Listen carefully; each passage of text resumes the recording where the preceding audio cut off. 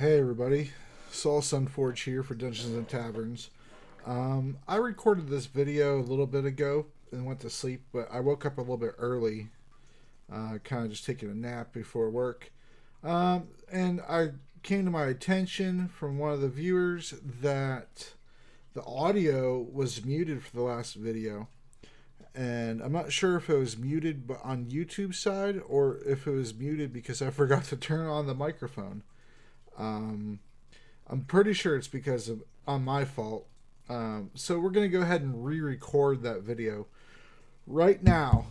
But I'm gonna go ahead and make a few changes to it, and I'm also going to not have the notes that I wrote earlier because they were just, I didn't save them. I don't save my notes that I write. I just write them and then go ahead and record the video, and that's it. So we're going to go ahead and do that video. It was like 48 minutes or something. I don't know. I don't think this one's going to be quite as long because some of the lore things and, but we'll go ahead and get to it. And, hopefully it turns out almost as good or maybe better. So I'm going to go ahead and, for convenience sake, for your convenience, I'm gonna write the stat benefits under each one of their lines, and you'll be able to refer to it at any point in the future without having to go through the whole video.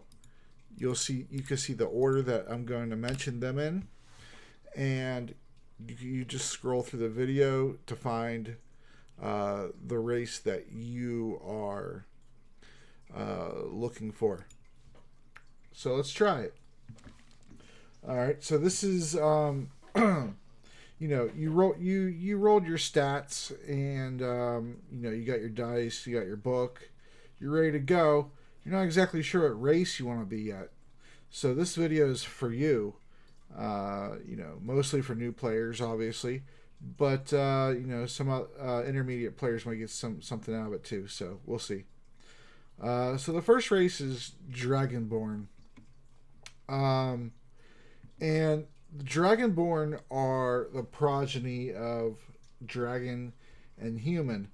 Dragons can change into a humanoid form.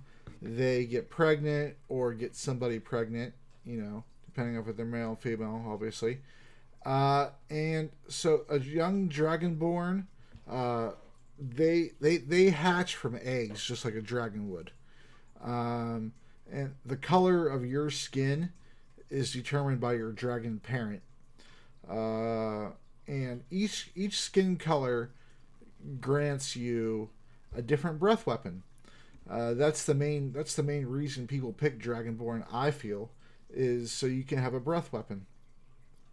And the breath weapons are,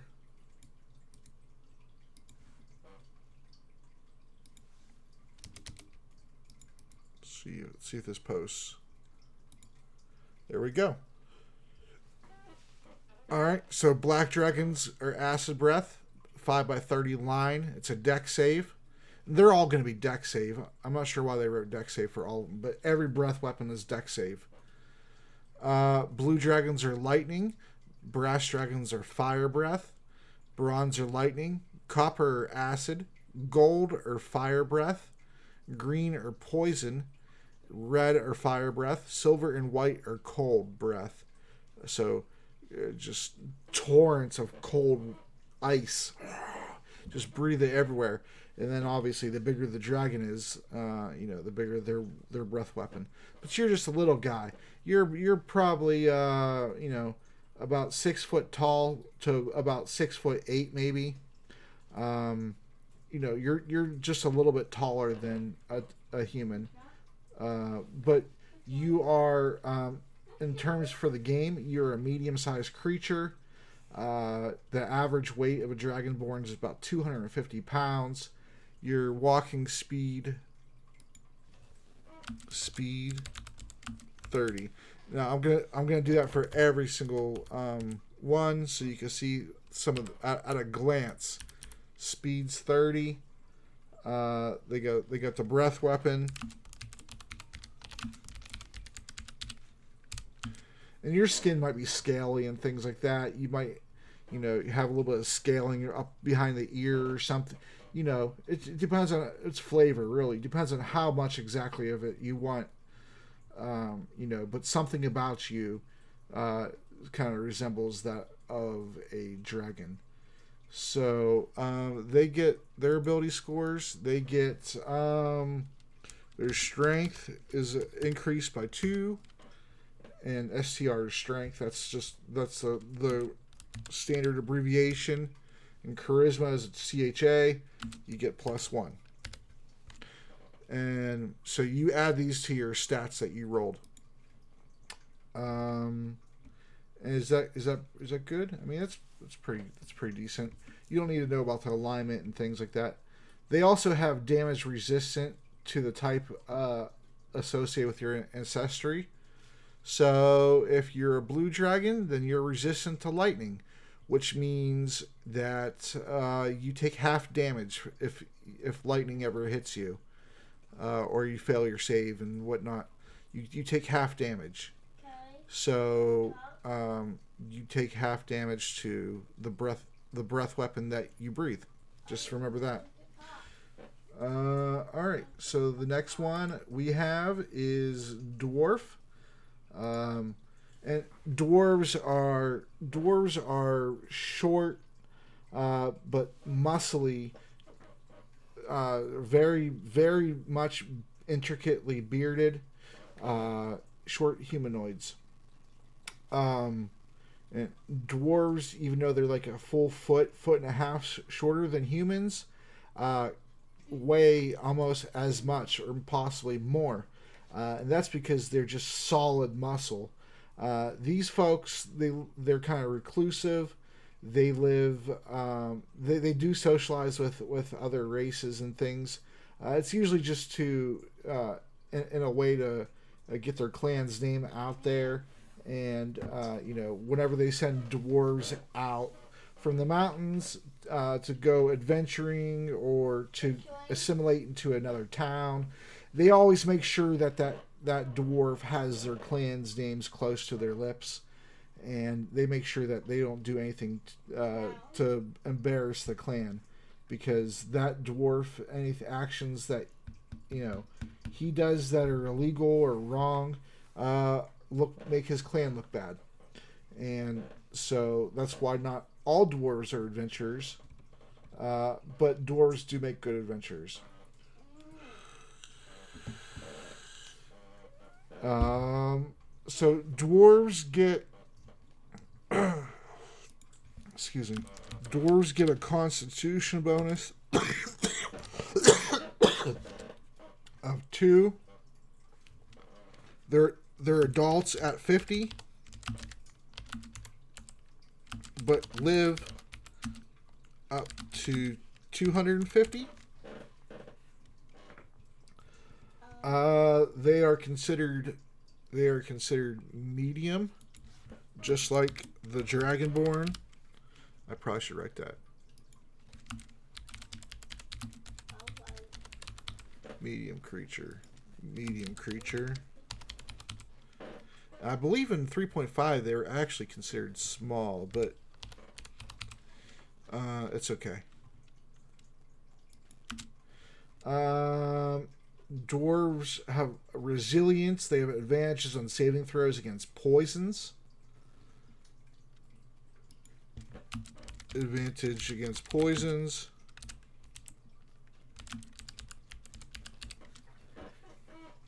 They have dark vision out to 60 feet. Dark vision is when there's low light. They see in low light as if it was bright light. And they see in darkness as if it was low light, but they can only see in shades of gray. They can only see in grayscale. They have dwarven combat training, so they're proficient with battle axes, hand axes, light hammers, and war hammers.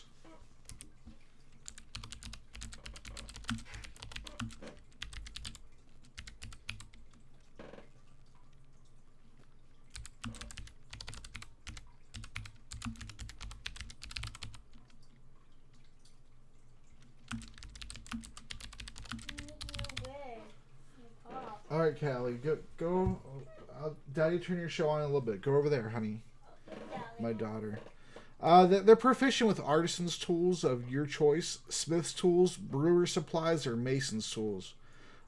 Dwarfs make good smiths. All through fantasy, the dwarves are usually the best smiths, and that's for a reason. They live mostly in mountains, and so their tunnels and everything are very exquisite. And then whenever you make an intelligence history check related to the origin of stonework, dwarves are considered proficient with the history skill and add double their proficient bonus to the check instead of just the normal proficiency. So you multiply your proficiency by 2. So if you're a starting character and you have your +2, now you have +4. So they write in Common and Dwarvish. The Dwarvish language is full of guttural sounds and hard consonants, and they spill over to whatever language the dwarves might be speaking. So if you're a dwarf speaking a different language, you're still going to speak with harsh consonants. There's sub-races of dwarves.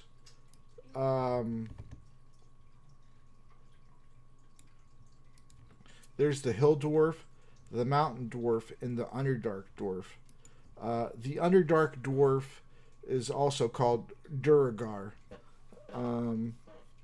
And let me go ahead and get this out here.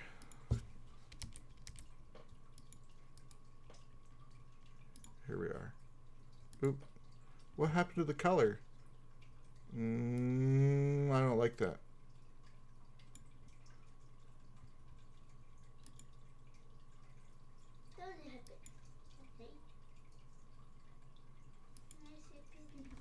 All right, there we go.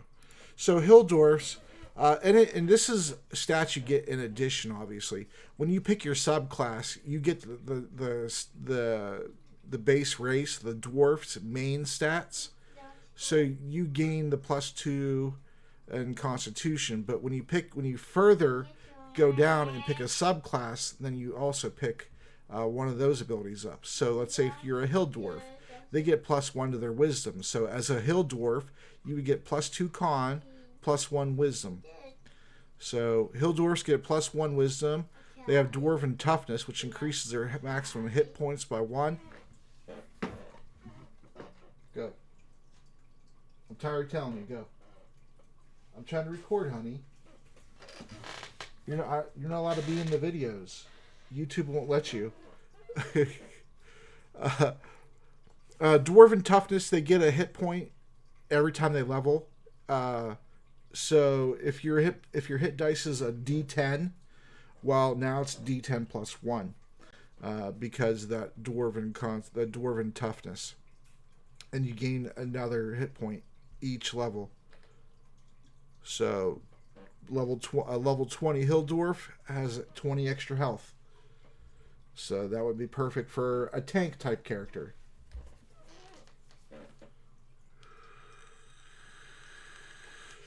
Mountain dwarfs get 2 extra strength. They have dwarven armor training, which is proficient with light and medium armor. The underdark dwarf, that's the Duragar I was telling you about. They have like a black skin because of the absence of light. And they are usually dirty and ashy because they work underground forges and furnaces, and they work, with coal and things. So a Duragar gets an extra +1 to their strength. They have superior dark vision, so they have dark vision out to 120 feet instead of the 60 feet baseline. That's from living underground, but the trade-off there is they have sunlight sensitivity, and in the sunlight they get disadvantage, which means you roll your d20 and you take the lowest. They get disadvantage when they're trying to look at something, perception check. If whatever they're looking at is in bright light, or them themselves are in bright light, they also get disadvantage to their attack. So if you're in a campaign, and your DM will tell you, if you're in a campaign that has a lot of overland travel, then you need to be cognizant of that if you're going to be a Duergar, because other than when the weather's bad or it's nighttime, you're going to be getting disadvantage to your attack rolls and things. But there are things that in the game that you can do to get advantage, and then in that case your advantage and your disadvantage would cancel out, and then you would just roll normally. So that's one way to get rid of that debuff. Duergar Resilience. You have advantage on your saving throws against illusion magic, against being charmed, and against being paralyzed. A lot of creatures there's more. I'd say there's probably more creatures that could paralyze than charm. But paralyzed, you can't move. Usually from some type of poison or some type of breath weapon or something like that. Charmed is something like a vampire does, where you believe that they're your friend and you'll do anything you can to protect them. And you'll listen to any of their orders as long as it doesn't put you...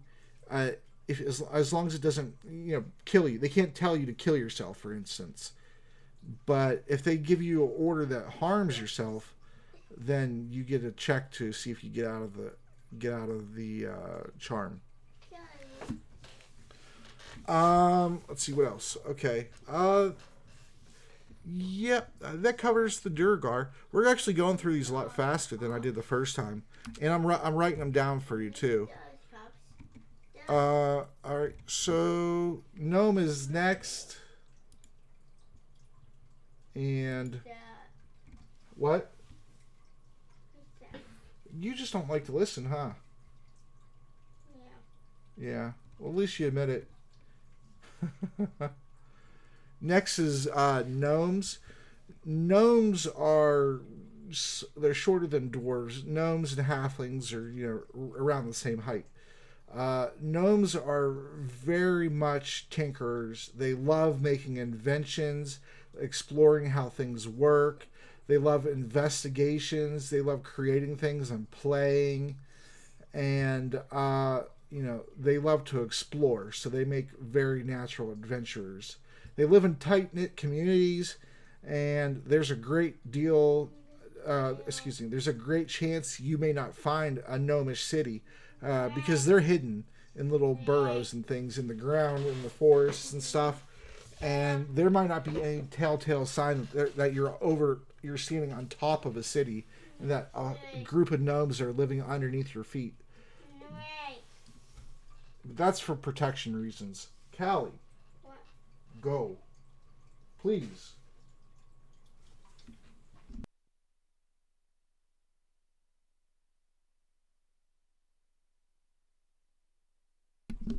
Okay. Thank you, honey.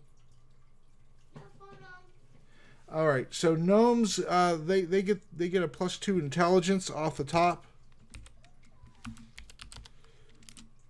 and they mature at the same rate as human beings do. They're adults at age 40. Adults at 40, and they can live for 350 years. So, most campaigns though, they don't last that long. So, really, the age of your character, I've never seen a campaign where it came into a factor, but for flavor and things, it's good to have. Gnomes are usually good characters. They tend towards lawful. They're sages, engineers, researchers, scholars, investigators, inventors, jewelers. They're between 3 and 4 feet tall. They weigh around 40 pounds. Their size is small. They get 25 feet of movement. Their base speed's 25 feet. Why did I put that there, I wonder? Yeah.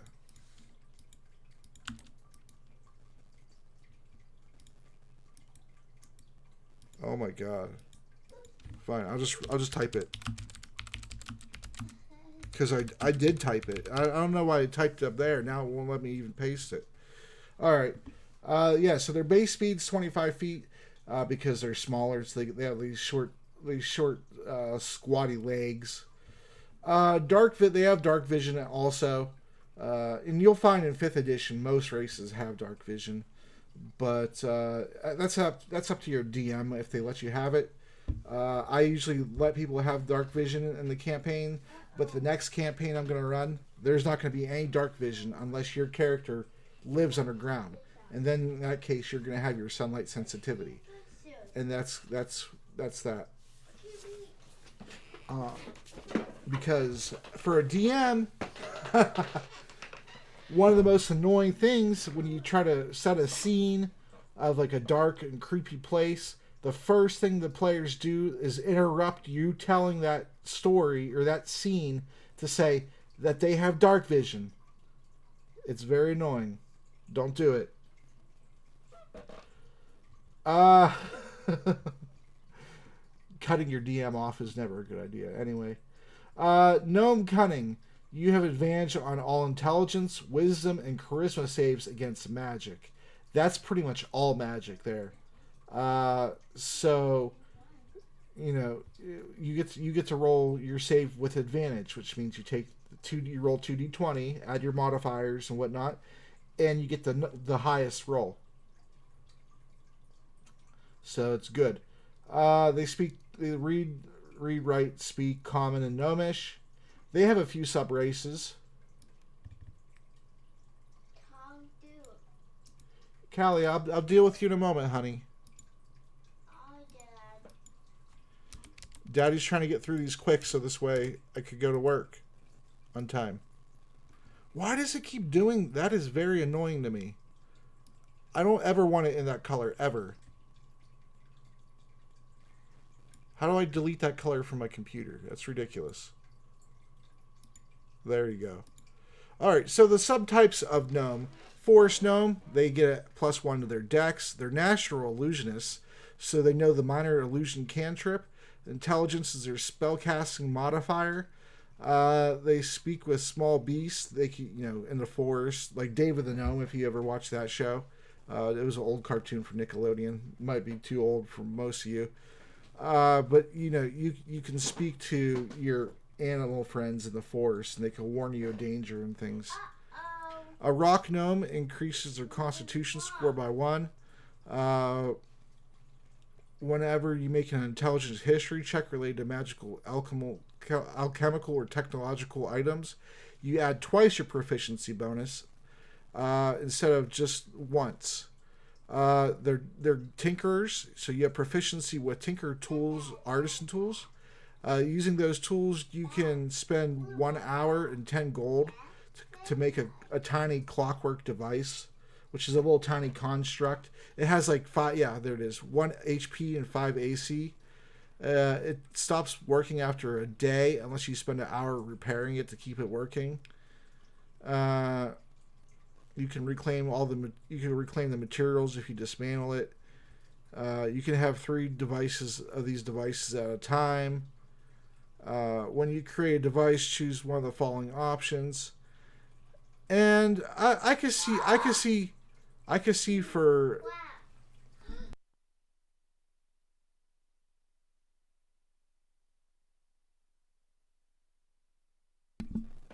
my daughter gets very impatient. I can see the clockwork toys being a nice flavor thing. Me personally, I would probably make it so they could create however many. Because 3, I mean, really? So you can't sell. I'm guessing you can't sell these things then. If you're going to have to repair it every day, I mean that doesn't make It's just a flavor thing. But this is kind of cool. Fire starter. It's a lighter. It produces a miniature flame. You can light candles, torches, and campfires, and you can use that in place of your tinderbox. When opened, the music box plays a single song at a moderate volume. The box stops playing when it reaches the song's end or when it's closed. At the DM's discretion, you can make other goods with effects similar in power to these.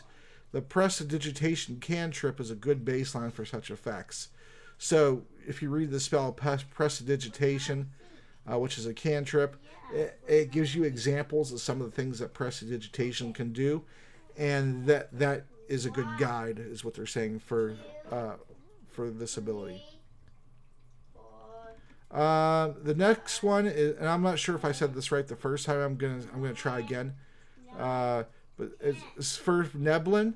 The Zerf Neblin are basically gnomes that live in the Underdark, just like the Durgar do, and just like the Drow do. So they're kind of gray, ashy type looking skin. But the Zerf Neblin get an extra 1 to their dex.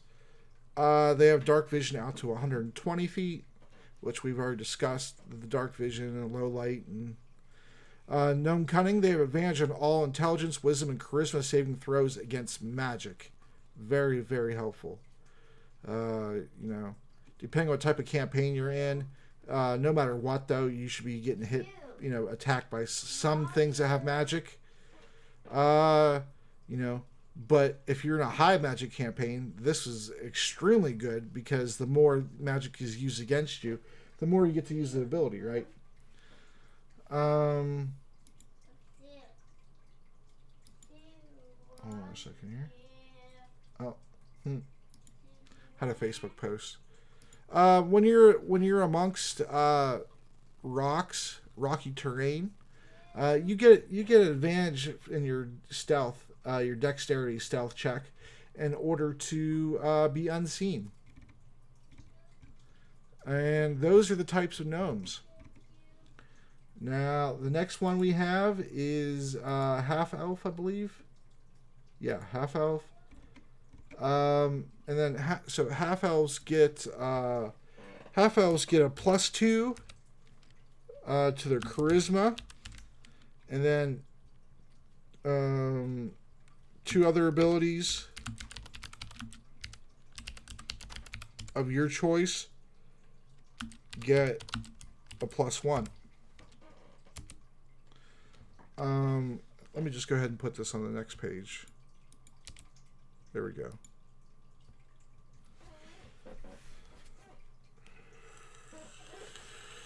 Half-elves are, their parents, either the mother or father, is a human and an elf. And so half-elves, pretty much kind of get along with everybody. But they're still outcasts, because most human societies won't accept them as truly a human. And most elf societies won't accept them as an elf. And when they're diplomats between both the races, neither side tends to trust them, because they,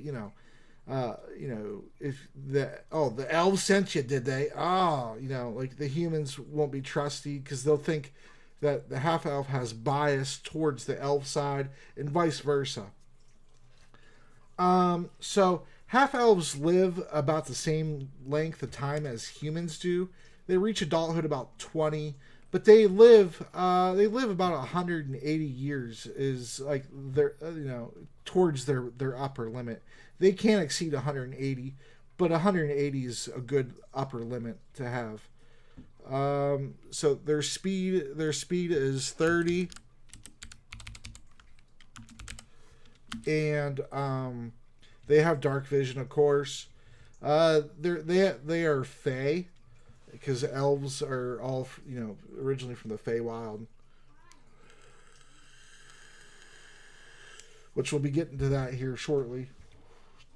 But they have Fey ancestry, So, like, where they came from over generations has, the elves are very magical. And so half-elves would share some of that magic. It would make sense. So, because of their Fey ancestry, they have advantage on saving throws against being charmed, and magic can't put them to sleep. Advantage versus charm can't be put to sleep with magic.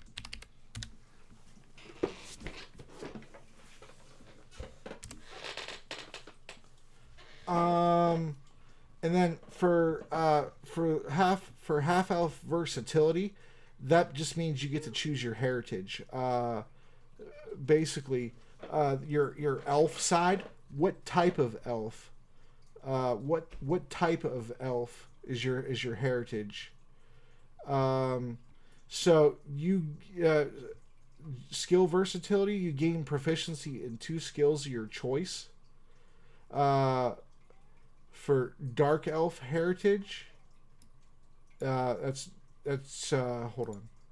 It's drow magic. You know the dancing lights cantrip, and when you reach 3rd level, you can cast fairy fire once.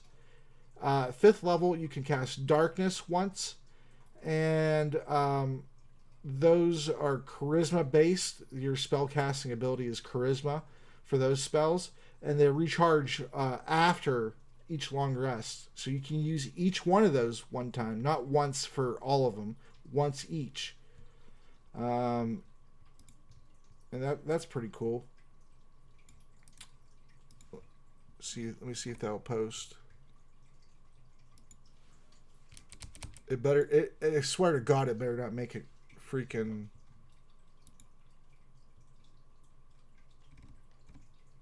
No, what are you doing? This thing's starting. Why does it show me a bucket? A paint bucket. I don't want a paint bucket. Yeah, I don't want a paint bucket. Sorry. I had it was more organized in the other video. But of course the audio didn't record for that video, so we're trying to do what we can. There we go. The next one is High Elf.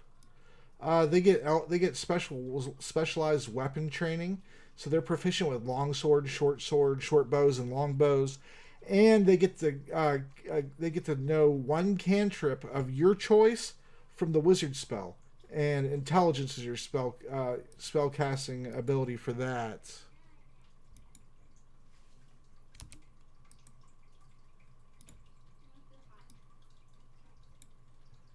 There, I'll just do that then. If you're going to be stubborn about it. It keeps wanting to type it in this grayscale. I don't know. A sea elf, that you get a swim speed of 30 feet.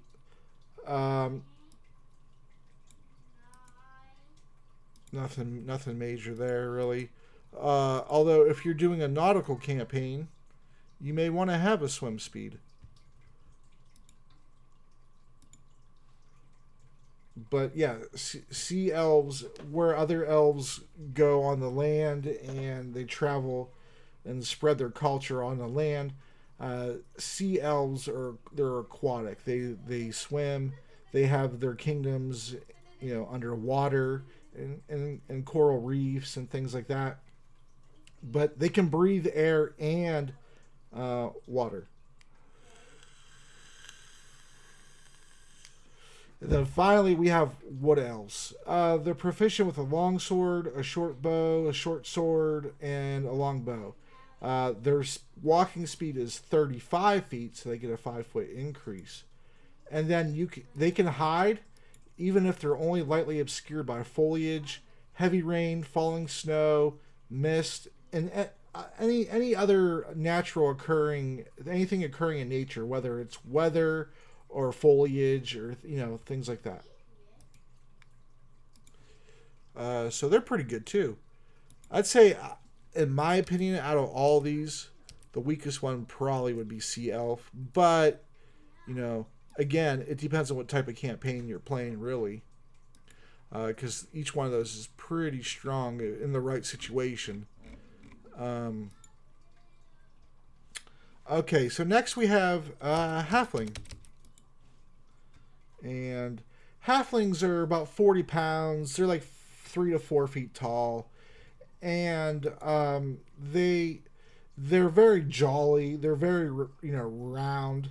They're plump. They're a plump 40 pounds. And they gain charisma of a +2 and then +1 on any two abilities. And so they're oh wait, yeah, here we go. Oh no, sorry, my mistake. My mistake. I read the wrong. I read the one I had before that. All right. So they get a they get a Dex +2. My apologies. But yeah, so they reach adulthood about 20 years old, and they live until about 250 years old. So they live 2 centuries and a half. They're usually very good. They're very mannered and very curious. They always will, they won't say no to a nice dinner. They're very brave for their size, and so they have advantage on saving throws against being frightened. They're very nimble, so they can move through spaces of any creature that is a size category larger than theirs. They can speak, read, and write Common and Halfling. Halflings themselves don't really have too many territories or too much, individual history. They usually just tend to assimilate themselves into other cities made by other cultures. But they do have their own cities, and they're fiercely protective over their friends, the party, their family, and their communities, and their whole demeanor will change. Their speed's 25. Oh yeah, and they're lucky. So when they let me put down another line. When a halfling rolls a 1, they get to re-roll.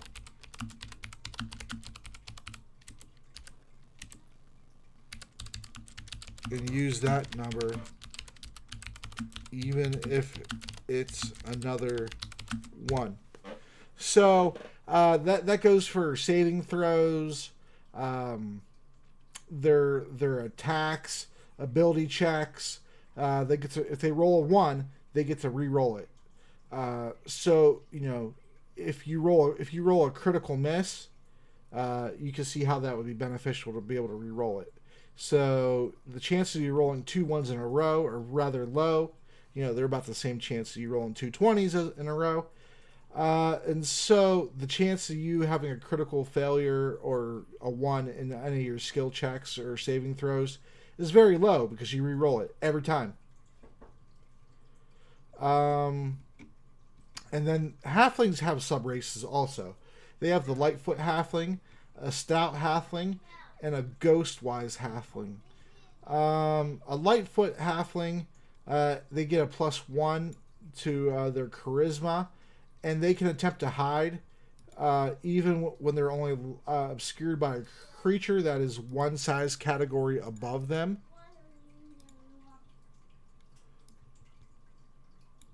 Which is going to be, all the players. So you can hide, as a Lightfoot halfling, you can hide within your party. A stout halfling has ability score increase of their con is increased by 1. And they have stout resilience. They have advantage on saving throws against poison and resistance to poison damage. So the advantage on the saving throw against poison, they roll the 2 d20s. They take the higher one, and if they fail it, they still have resistance against the poison damage, which means they only take half as much damage. So that means if you succeed, and for half, they have resistance to it. So that means they only take a quarter of the damage that their brethren would normally take.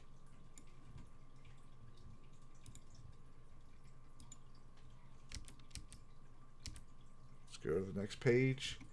The Ghostwise halfling, they get a +1 to their wisdom. They can speak telepathically to any creature within 30 feet of them. The creature understands you only if you both speak the same language. You can speak telepathically in this way to one creature at a time.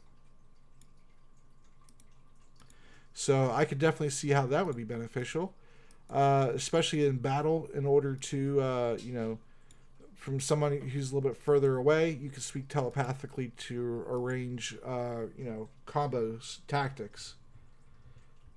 All right. So next we have half orcs.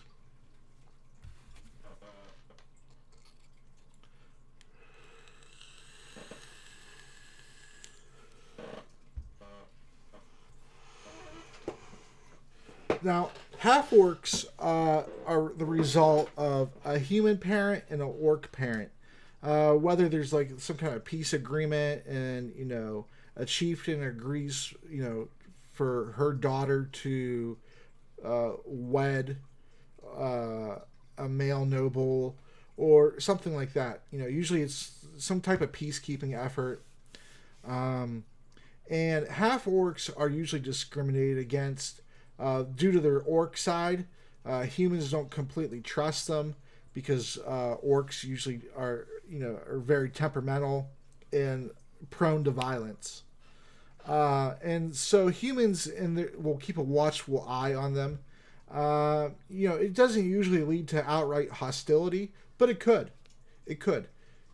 And then the orcs themselves, a lot of orcs kind of follow half orcs because half orcs, due to their human side, they think differently, so they have better battle plans and tactics and exploration, expansion type ideas for their cities. And so half orcs usually make good chieftains, but sometimes orcs will resent following a half orc, and there might be uprisings. A half orc gets a strength bonus of 2 and their constitution bonus of 1. They mature a little bit faster than humans do, and so they're considered adults at the age of 14, and they don't really live longer than 75.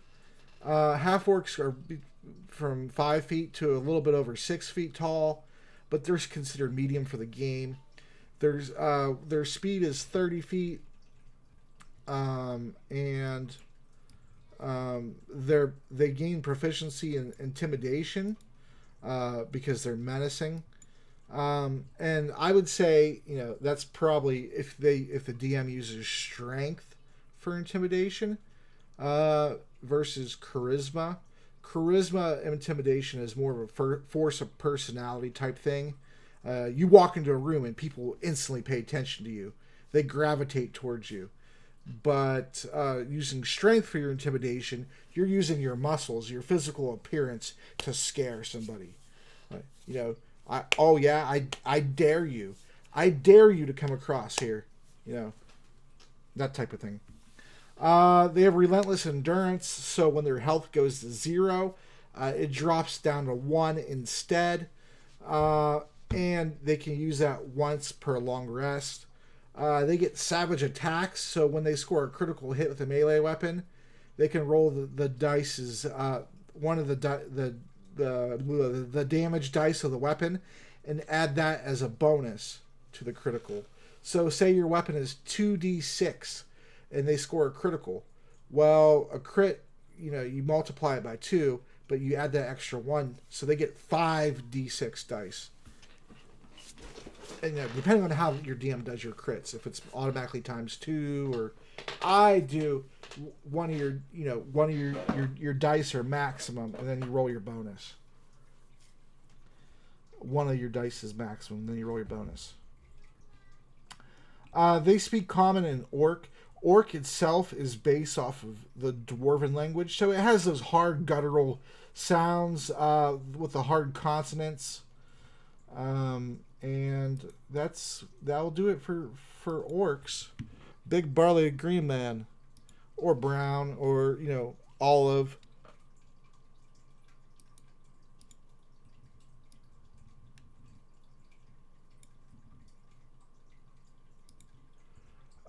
Next up is humans.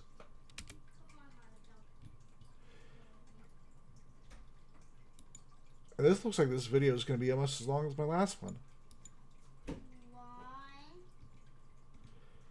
And you know what a human is, but in terms of D&D, humans live a little bit less than 100 years.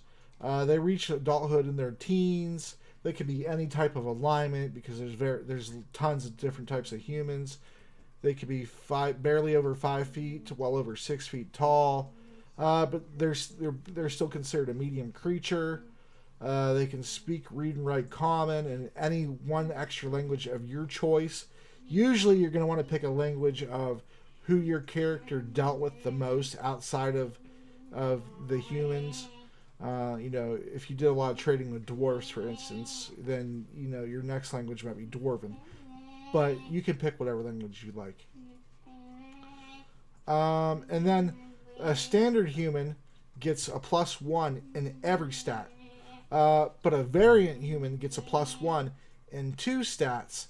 They get a proficiency in 1 skill of your choice, and you gain 1 feat of your choice. We're not going to cover feats here, and we've already covered skills.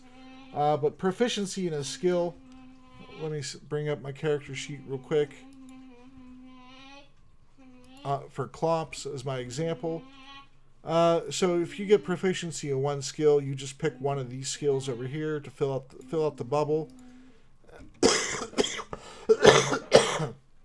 And you just add your proficiency bonus. So you gain 1 extra of those for being a variant human. And I'll post that all up there.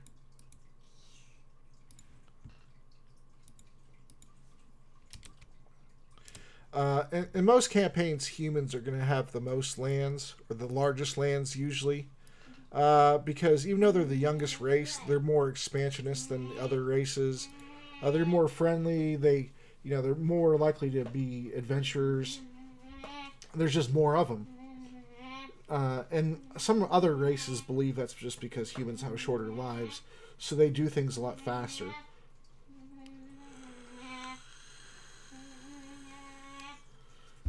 Oh, and the last one is Tiefling, and I believe that's the biggest one. So Tieflings are humans and devils, the children of humans and devils. Tieflings can be made through magic also, and it doesn't have to be your direct ancestors either. It could be like your grandparents or something like that. And it could skip a generation, but generally Tieflings have horns or a tail or sharpened teeth, or they're a different color. There's things that betray who they are, and so some Tieflings choose to wear hooded cloaks in town so they don't get called out. Out of all the races, Tieflings are probably discriminated against the most because of that devil parent. So they're looked at with outright fear or hostility almost everywhere they go, and so they usually tend to be hermits on the outskirts of town if they haven't tried to blend in. And not all Tieflings are evil. Most of them are actually pretty good people, and they tend to try they try to prove themselves more so than other races that they are not like their parent. They're not as evil as their parent. But some of them, they're looked down and disparaged enough, they become what the people are actually afraid of, and they lose their humanity, become evil, and that's usually the way Tieflings do become evil, in like a self-fulfilling prophecy. They speak Common and Infernal. They have resistance to fire damage. It's called Hellish Resistance. They also have Dark Vision. They are also medium sized. They also move 30 feet. And they mature at the same rate as humans, so they're adults in their late teens. And they live just a few years less than them. So probably like into their 70s, 75. Callie, stop it, honey. I'm almost done. Okay, Daddy. You keep saying okay. I don't think you know what it means. I keep teasing her. Alright, so a Tiefling has quite a few sub-races. And your sub race is based off of your bloodline, your parentage. And so the base Tiefling is assumed to have the bloodline of Asmodius. Asmodius is the ruler of the Nine Hells. You know, in terms of Christianity, he would be the devil, the main devil. You know, so Asmodius lives in Nessus, the layer of the Hells. He lives in his Nessus. And so if you're bloodline of Asmodius, you get a +1 to your intelligence, and you get Infernal Legacy, which means you know the Thaumaturgy cantrip, and at 3rd level you can cast Hellish Rebuke once as a 2nd level spell, and then when you reach 5th level, you can cast Darkness once. You get those back after a long rest, and Charisma is your spellcasting ability for these spells. And just to make things a little bit shorter, Charisma is going to be the spellcasting ability that determines every one of these bloodline spells. So I'm not going to mention it every time, just because I had said that to save myself a little bit of time.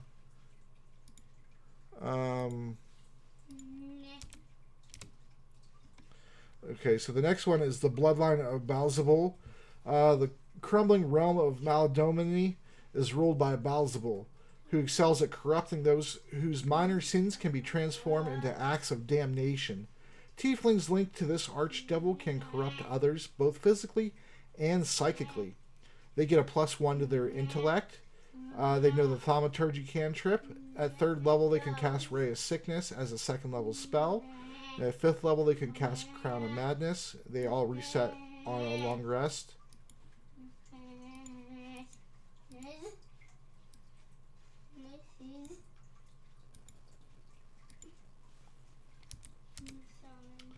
The next one is the Bloodline of the Spader.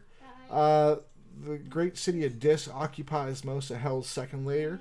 It is a place where secrets are uncovered and shared with the highest bidder, making Tieflings tied to Spader excellent spies and infiltrators. They get a +1 to their dex. They have the legacy of Dis, which means they know the Thaumaturgy cantrip. At 3rd level, they get Disguise Self as a 2nd level spell. At 5th level, they can cast Detect Thought spell, and they get all those back at a long rest as well.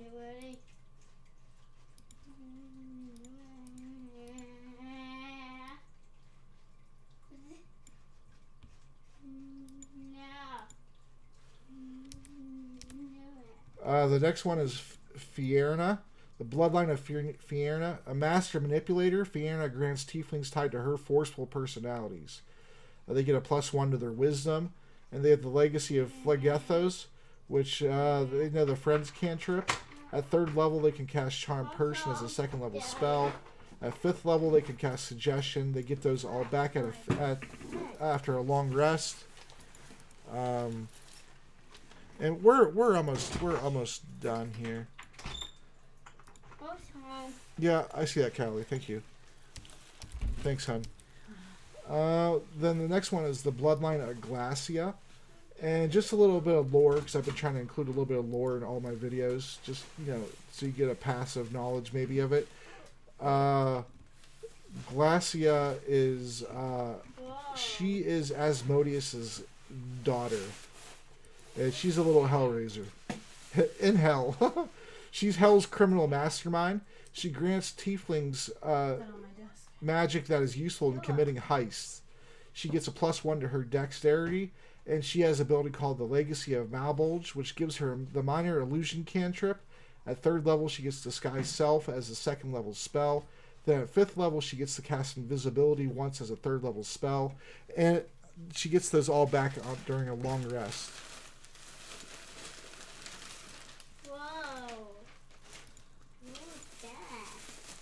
Just got a few more here. The next one is the Bloodline of Lavist. The frozen Stygia is ruled by Lavist, an archdevil known for offering bargains to those who face an inescapable doom. So basically, people who don't have a choice, call out to him. You get a +1 to your Constitution, and then you get the Legacy of Stygia. You get the Ray of Frost cantrip. 3rd level, you cast Armor Agatha's spell as a 2nd level spell. At 5th level, you get to cast Darkness once. You get those back during a long rest. And then I'm just going to read them at the end. I'll just post them all. And then the Bloodline of Mammon is next. The great miser Mammon loves coins above all else. Tieflings tied to him excel at gathering and safeguarding wealth. You get a +1 to your intelligence, and you get the Legacy of Minaros. You know the Mage Hand cantrip. Once you reach 3rd level, you cast Tensor's Floating Disc at 2nd level. And at 5th level, you get to cast the Arcane Lock spell. You get those once per day. They regenerate during a long rest.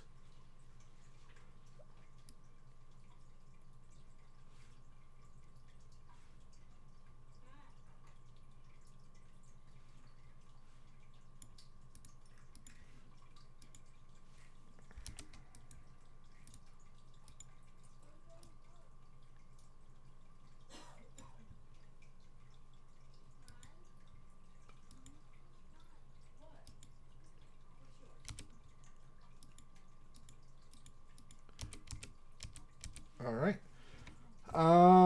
After that, we have the Bloodline of Mistoffelees. In the frozen realm of Khania, Mistoffelees offers arcane power to those who entreat with him. Tieflings linked to him master some arcane magic. You get an intelligence of +1. The Legacy of Khania, you get to know the Mage Hand cantrip. At 3rd level, you get the Burning Hand spell as a 2nd level spell. And then at 5th level, you get to cast the Flame Blade spell as a 3rd level spell. And then you get to get them back after you finish a long rest. Just like all of these. All these you get back at a long rest. All these use Charisma. And a lot of them give you Intelligence of +1. But it's flavoring, differences. And, options are always good. Now this is probably my favorite. Now, she controls Avernus right now. Zariel, she's a fallen angel who was tasked to go down to the 9 hells and watch over the Blood War, which is the war between devils and demons. And slowly it began corrupting her. It isn't known whether she was willfully corrupted on purpose, or if that was her plan all along. There isn't terribly much on that. But she's the leader of Avernus, the very first layer, and the only layer that actually has a portal directly connecting to it. So Tieflings with the blood tie to Zariel are stronger than the typical Tiefling and receive magical abilities that aid them in battle. They get a +1 to strength, and they get the Legacy of Avernus. They know the Thaumaturgy cantrip. At 3rd level, they get Searing Smite as a 2nd level spell. And then once you reach 5th level, you get the Branding Smite spell as a 3rd level spell. Long rest to get them back, and they use Charisma.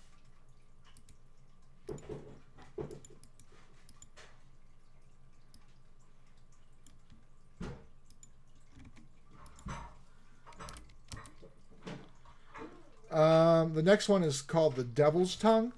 Aside from their raw physical and arcane power, many types of devils possess the means to warp and affect the attention of others. Tieflings may inherit some of these traits from manipulative, devilish ancestor. So these are basically not the main rulers of the hells, but other devils. Aside from their... I already read that. They get a +1 to their intelligence, and then they get an ability called Devil's Tongue, which they know Vicious Mockery cantrip. At 3rd level, they get Charm Person as a 2nd level spell. At 5th level, they get to Enthrall spell. You get to cast each one of these once per long rest. And each one of these, you could, flavor them to look differently. The color of their skin, where they have horns, what they look like, their hair, piercings even. You go crazy with it, man. That's like some of the fun part of character creation. And then Hellfire, their ability score their intelligence increases by 1, They may replace their hellish rebuke ability with burning hands. This alters but does not replace infernal legacy.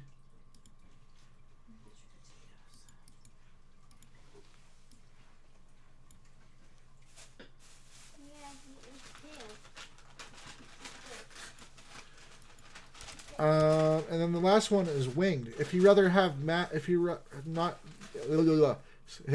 tongue tied. If you rather not be associated with the magic aspect of it, you can become winged, and you trade your magic in to get wings, and then you get an intelligence score bonus of 1, and you have bat-like wings that sprout from your shoulder blades, and you have these leather wings that grant you a 30-foot flying speed while you aren't wearing heavy armor. So medium, light, or no armor, you have these wings that grant you a flying speed of 30 feet. And then you could be a flying tiefling. And there you go. So those were the, those were all the Players Handbook races and sub races. And when you want to watch this video again, make sure you bookmark the video later if you need to come back to it, or feel free to pause it and rewind it and whatever you need to do. We'll cover some of the other races in another. I'll make another video like this where we'll cover races that are in some other publications of D&D, like Rollo's Guide. Has Aasimar, Bugbear, Furball, Goblin, Hobgoblin, Kenku, Kobold, Lizardfolk, Orc, Tabaxi, Triton, and Yuan-Ti Pureblood. And then Mordecai's Tome of Foe has the Gith. The Turtle package has a Turtle. Acquisitions Incorporated has a Verdan. And then there's the Elephant Race, Loxodon. We got Minotaurs. Those are all covered in the Ravnica book. Which is the Magic the Gathering book that came out, the Simic Hybrid. We'll cover all of those in a different video. But for this video, I just wanted to, for people who are not sure what they want to be, this will give you an idea of what you can be. And any class could go with, or any race could go with any class. There are specific ones that are the absolute best combination to be, but you don't have to follow that if you don't want to. If you have good rolls, you don't need to follow any of that other stuff, because getting the +2 in strength, if you already have a 16 or 17 or 18 in strength, you don't necessarily need that +2. So you could, if you rolled that as a halfling and you want your halfling to be a fighter or a barbarian, there's nothing against that. So go out there, make some great character class combinations with your races, and hopefully this helped you out. Saul Sunforge, and I'm late for work. I'll see you later. Have a great day.